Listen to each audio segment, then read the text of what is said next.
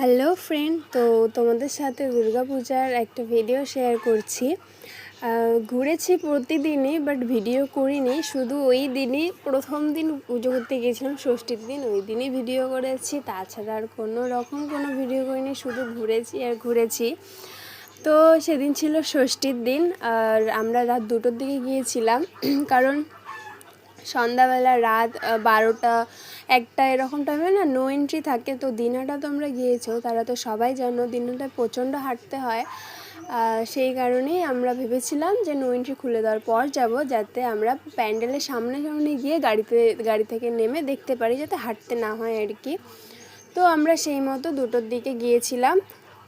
তো তখনও দিনাটায় প্রচণ্ড ভিড় ছিল, তখনও নো এন্ট্রি খোলেনি। আমরা গাড়িতে বসেই ওয়েট করেছিলাম নো এন্ট্রি খোলার জন্য। তো বলতে গেলে বোর হয়ে যাচ্ছিলাম। তারপর 2:30 3টা এরকম টাইমে নো এন্ট্রি খোলে, তখন আমরা ঠাকুর দেখতে যাই। তো অত রাতে আর ওখানে কী খাবো, আমরা বাড়ি থেকে খাওয়া দাওয়া করেই গিয়েছিলাম। তো শুধু আইসক্রিম আর ফুচকাই খেয়েছিলাম, বেশি খাইনি, নাহলে শরীর অসুস্থ হয়ে যেত না অত রাতে। তো যাই হোক, দিনহাটার ঠাকুর তো খুবই ভালো হয়, প্যান্ডেল খুবই ভালো হয়।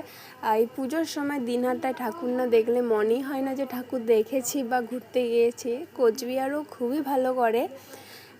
তো আমি কোচবিহারে গিয়েছিলাম, ভিডিও করিনি, শুধু দিনহাটাতে গিয়েছিলাম ষষ্ঠীর দিন, ওই দিনই ভিডিও করেছিলাম। তো একের পর এক আমরা ঠাকুর দেখছিলাম, খুবই ভালো লাগছিলো। 2টোর সময় গিয়েছিলাম, তবু এত ভিড় ছিল, মানে ওই আছে না যে নো এন্ট্রি খুলে দেওয়ার পর যাব, তাহলে প্যান্ডেল সামনাসামনি গিয়ে দেখতে পাবো। আমাদের মতো সেরকম অনেকেই ভেবেছিল।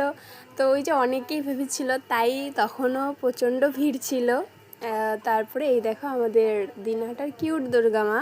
আর এবারের দিনহাটায় সবথেকে আকর্ষণীয় প্যান্ডেল ছিল হচ্ছে গিয়ে বৃন্দাবন মন্দির।